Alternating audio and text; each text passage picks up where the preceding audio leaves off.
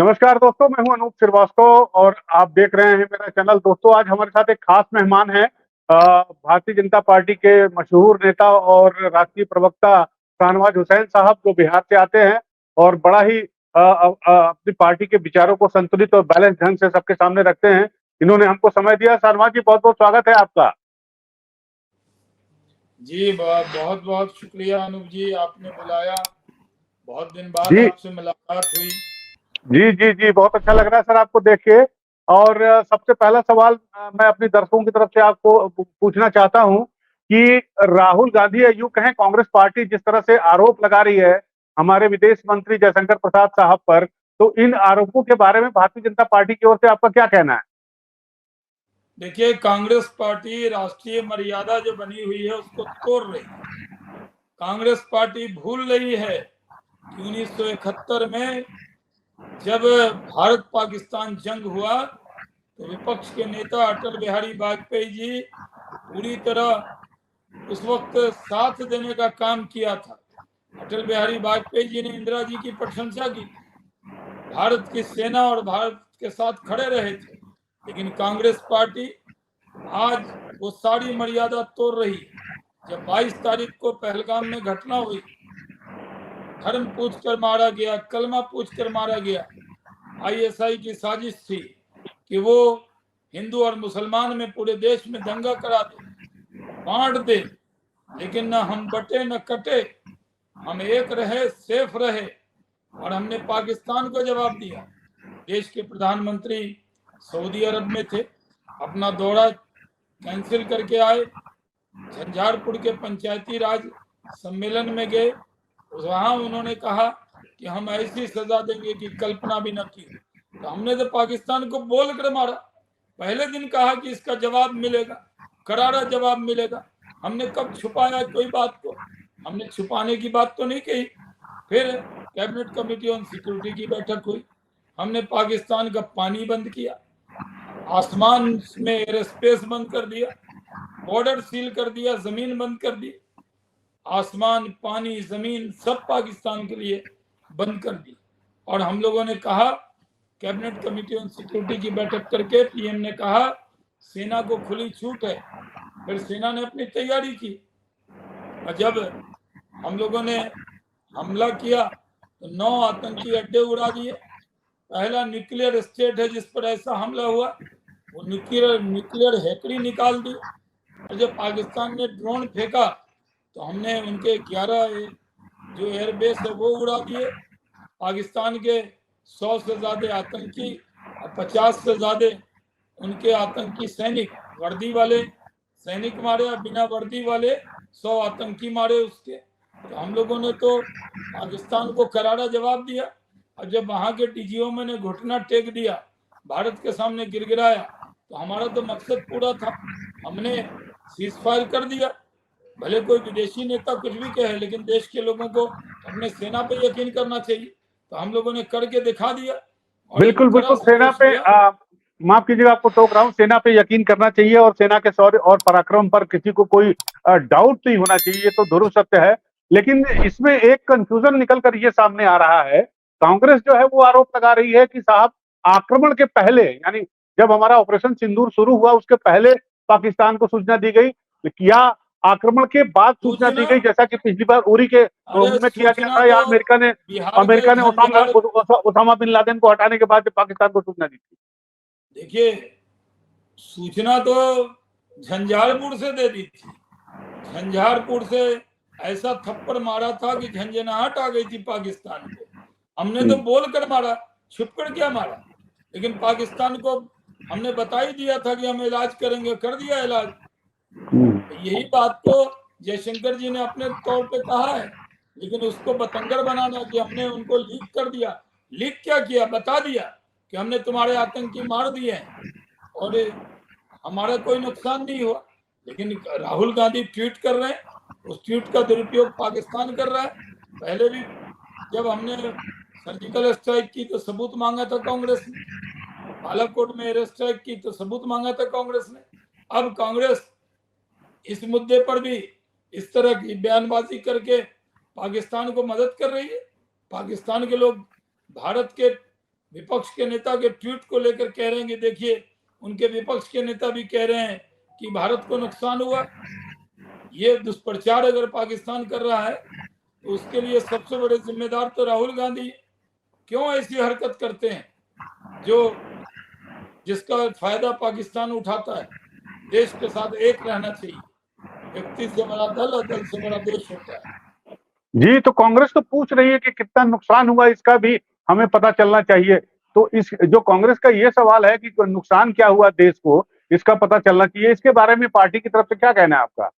नहीं, हमने तो कह दिया हमारा कोई ऐसा नुकसान नहीं हुआ, हमने बता दिया।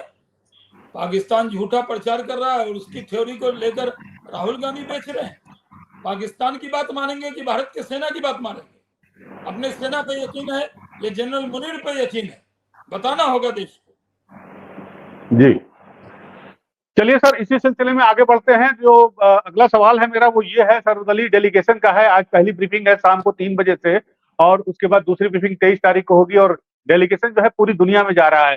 तो ये डेलीगेशन जो है, हमारे हमारे डेलीगेशन का मकसद क्या है? भारत सरकार ने जो डेलीगेशन बनाया है, इसमें हम क्या क्या किस तरह से ब्रीफ करेंगे, कुछ इसके बारे में आइडिया है आपको? क्यों नहीं आइडिया होगा? बीजेपी के रूलिंग पार्टी के प्रवक्ता है, सारा आइडिया रखते हैं। जी, तो जरा इस पे रोशनी डालें। इसलिए मैं आपको बता रहा हूँ कि ये डेलीगेशन विशेष परिस्थिति का है। ये कोई संख्या बल से बनाया हुआ डेलीगेशन नहीं। जब कॉमनवेल्थ पार्लियामेंट्री फोरम में जाते हैं, यूएन में एमपी जाते हैं, या सार्क देशों में जाते हैं, अन्य जगह जाते हैं, तो पार्टियों से नाम लिए जाते हैं।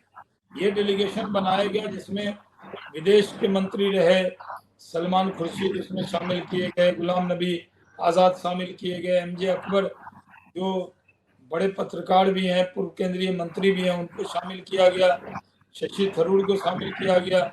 इसके अंदर असदुद्दीन ओवैसी जो भारत के पक्ष में बयान दे रहे हैं उनको शामिल किया गया। तो ये डेलीगेशन बनाया गया जो जाएगा, भारत का पक्ष रखेगा, ऑपरेशन सिंदूर की जो गाथा है वो बताएगा, और पाकिस्तान को कैसे मटिया मेट कर दिया, न्यूक्लियर स्टेट की जो उसकी अकड़ थी वो कैसे खत्म कर दिया, ये सब जाकर बताएगा।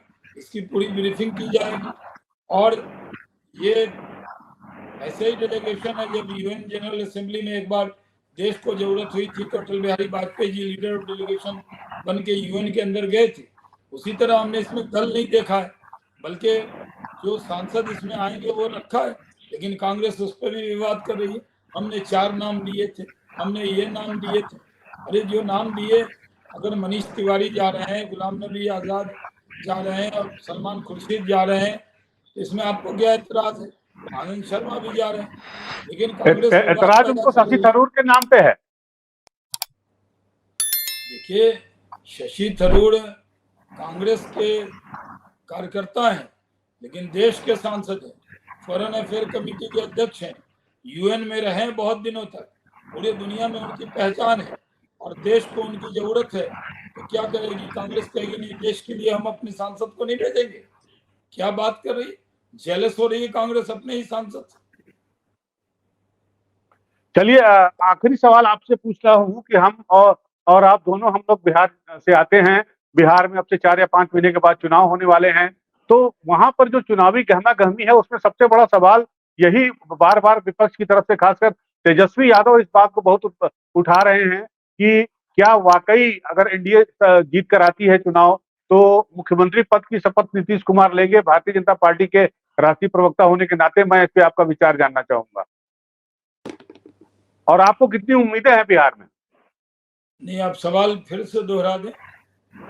मैं ये पूछ रहा था कि तेजस्वी यादव लगातार नीतीश कुमार के स्वास्थ्य को लेकर सवाल उठाते रहे हैं और आरोप लगा रहे हैं कि नीतीश कुमार जो है अब दोबारा मुख्यमंत्री, मतलब अगली बार मुख्यमंत्री नहीं बनेंगे, बीजेपी उनको हटा दे। नीतीश कुमार तेजस्वी यादव से ज्यादा स्वस्थ है। नीतीश कुमार ज्यादा लंबा वॉक करते हैं, तेजस्वी यादव तो वॉक भी नहीं करते, खाली खाते रहते हैं बैठ के दाल भात। उससे कुछ होने वाला नहीं है। तेजस्वी यादव को अपने बुजुर्गों का इज्जत करना चाहिए। सबसे अनुभव वाला मुख्यमंत्री बिहार को मिला, जिनके पास 20 साल का अनुभव है। बिहार को प्रगति के पथ पर आगे बढ़ा रहे हैं, बिहार तरक्की के रास्ते पर आगे बढ़ रहा है, और बिहार में तरक्की की नई गाथा लिखी जा रही है। फिर भी तेजस्वी यादव बार बार उनको बीमार कह के क्या संदेश देना चाहते हैं? सुबह उठ के मुख्यमंत्री जी 8 किलोमीटर वॉक करते हैं, टाइम पे ऑफिस में बैठ जाते हैं, सुबह से शाम तक मेहनत करते हैं, सारे ब्रीफिंग लेते हैं, सारे लोगों से मिलते हैं और बिहार के लिए काम कर रहे हैं। जाड़े में जब तेजस्वी यादव घोड़ा ताप रहे थे तो नीतीश कुमार जी बिहार के 38 जिले में जाके घूम गए थे, जो प्रशासनिक जिला सारे जगह जाके काम देखा, क्या क्या कमी है वो देखा, नोट करके लाए, कैबिनेट में पास किया, सब काम का टेंडर किया, अवार्ड किया, काम शुरू हो गया। तो इतना काम तो नीतीश कुमार जी कर रहे हैं और अगली बार जब चुनाव होगा नीतीश कुमार जी के नेतृत्व में एनडीए लड़ेगा, जिसके अंदर बीजेपी, जेडीयू, चिराग पासवान की पार्टी, मांझी जी की पार्टी, उपेंद्र कुशवाहा की पार्टी, हम मिलकर लड़ेंगे, जीतेंगे, बिहार में सरकार बनाएंगे। बिल्कुल बिल्कुल, आप बिहार में सरकार बनाएं। बस आपके प्रशंसक आपसे आखिरी सवाल पूछ रहा हूं, आपके प्रशंसक ये जानना चाहते हैं कि शाहनवाज हुसैन साहब भी कॉन्टेस्ट करेंगे इस बार बिहार विधानसभा के चुनाव में?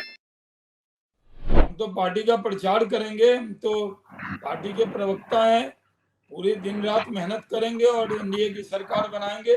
मेरा रोल तो यही है, पार्टी जो हुक्म करती है वो मैं उसकी तामील करता हूँ। चलिए शाहनवाज सर, आपने हमें समय जी दिया, जी, आपका बहुत बहुत शुक्रिया धन्यवाद। और जी। आपको और आपकी पार्टी को जो है हमारी शुभकामनाएं। जी जी, बहुत बहुत शुक्रिया। धन्यवाद।